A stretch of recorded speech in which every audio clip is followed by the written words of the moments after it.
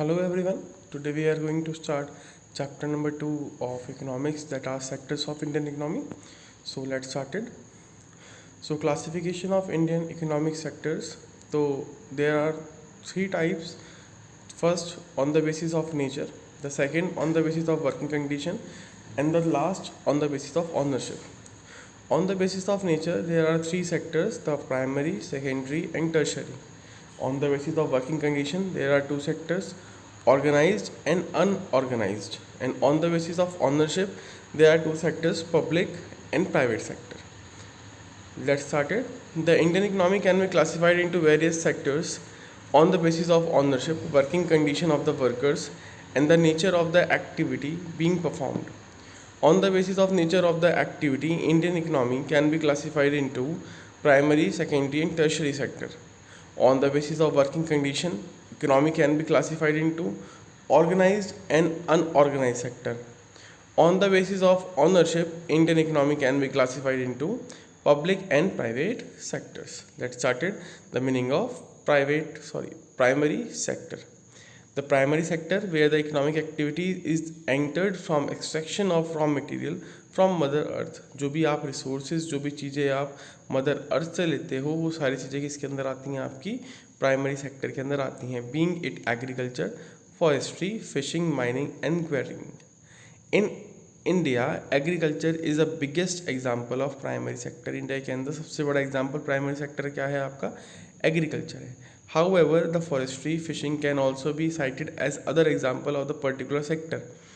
This sector is also known as agriculture and related sector. Primary sector को agriculture and related sector भी हम कहते हैं.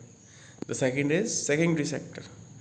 When the main activity involve manufacturing, then it is secondary sector. जो चीज़ें हमें अर्थ से मिल रही हैं या फार्मर जो चीज़ प्रोड्यूस कर रहा है, वो चीज़ें आपकी आती हैं प्राइमरी सेक्टर में, और वही चीज़ जब कन्वर्ट होती हैं किसी फिनिश गुड्स में तो वो आती हैं आपकी सेकेंडरी सेक्टर्स में. All the industrial production where the physical goods are produce comes under secondary sector. जिसके अंदर सारे फिजिकल गुड्स बनाए जाते हैं वो सारे किसके अंदर आते हैं? आपके सेकेंडरी सेक्टर्स के अंदर आते हैं. In the secondary sectors of the national economy, national ingredients are use to create products. देखिए, natural ingredients are used to create the products. For example, natural means primary sector की जो चीज़ें हैं वो चीज़ें यूज़ होती हैं as a raw material in secondary sector चीज़ों को बनाने के लिए. And services they are consequently use for the consumption. This sector can be regarded as one and that at the value of product and service on offer. देखिए, जो चीज़ आपकी एक raw material है उसे एक वैल्यू के अंदर कन्वर्ट कौन करता है? आपका सेकेंडरी सेक्टर करता है. The major example of the sectors are manufacturing. This sector is also known as industrial sector. तो आपने अभी समझा, प्राइमरी सेक्टर को हम एग्रीकल्चर सेक्टर कहते हैं और सेकेंडरी को हम इंडस्ट्रियल सेक्टर भी कहते हैं. The last is tertiary sector. Tertiary means service sector. Tertiary means service sector.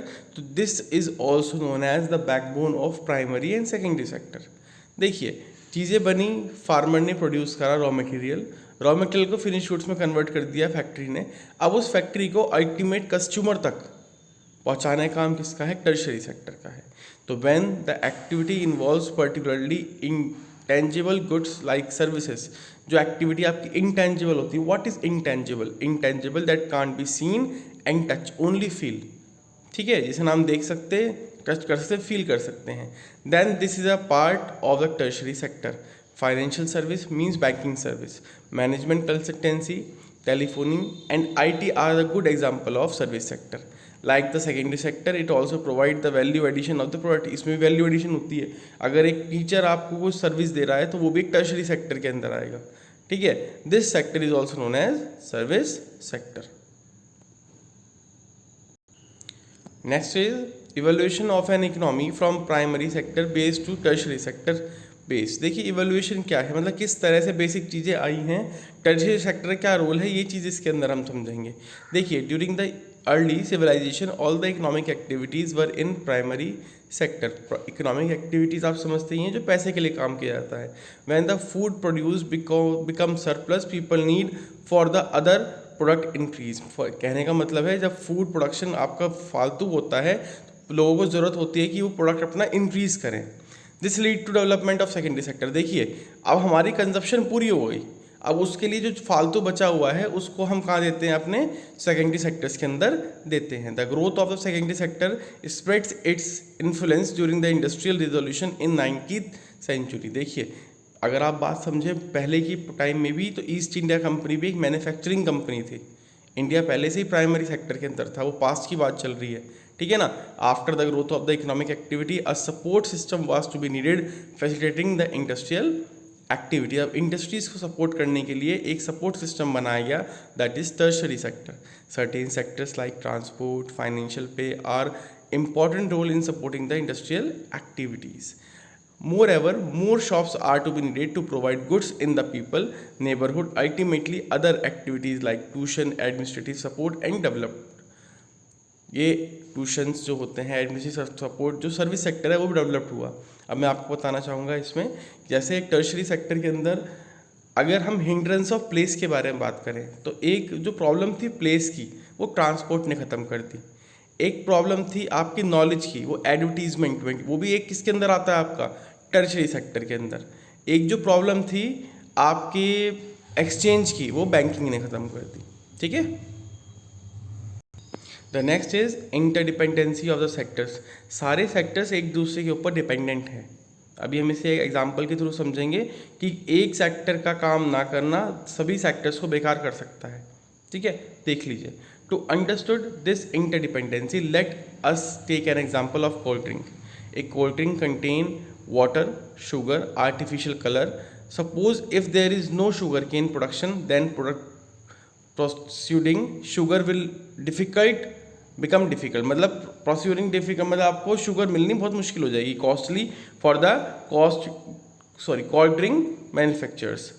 Now to transport sugar cane to sugar mill and sugar to sugar drink plants need a service of the transporter.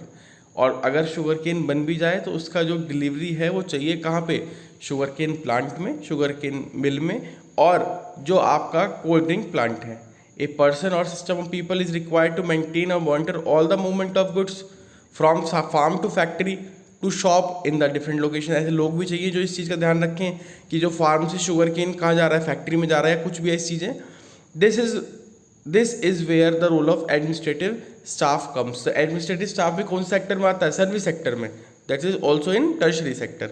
तो let's go back to the farmer. Farmer के पास जाते हैं, उसे क्या चाहिए, he also need fertilizers, seed which is processed in some factories. जो ये चीज़ें भी कहाँ बनती हैं, आपकी फैक्ट्रीज में, which will be delivered to his doorstep by some mean of transportation. ये चीज़ें भी किसके थ्रू आएंगी, ट्रांसपोर्टेशन। देख लिए फार्मर को रॉ मटेरियल भी किसके थ्रू मिलेगा, आपके टर्शरी सेक्टर की वजह से। To top it all every step of the activities we require the proper monetary and banking system. अब इन सब चीज़ों के लिए हमें क्या चाहिए, एक पूरा बैंकिंग सिस्टम चाहिए। एक एग्जाम्पल देखते हैं इसमें, देख लीजिए, शुगर केन प्राइमरी सेक्टर में आया, फिर टर्शरी सेक्टर ट्रांसपोर्टेशन से सेकेंडरी सेक्टर में ये बना, मैन्युफैक्चर हुआ, और फिर बाद में फाइनल गुड्स आपके पूरे बन गए।